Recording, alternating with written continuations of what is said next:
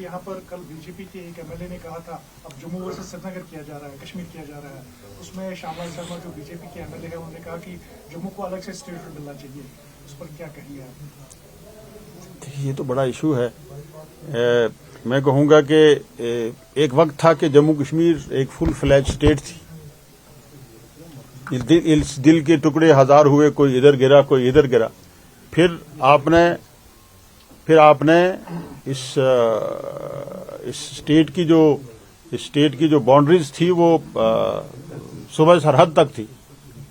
आपने एक पार्ट जो है पाकिस्तान को दे दिया, गिलगित बल्तिस्तान भी आपने पाकिस्तान को दे दिया, आपने लद्दाख को अलग कर दिया। अब हमारे पास बचा जम्मू और कश्मीर। अब आप जो हैं, हमारे वो लोग जो हैं जिन लोगों ने इसके टुकड़े किए हैं, वो लोग जो हैं अब कनक मंडी को भी स्टेट बनाना चाहते हैं।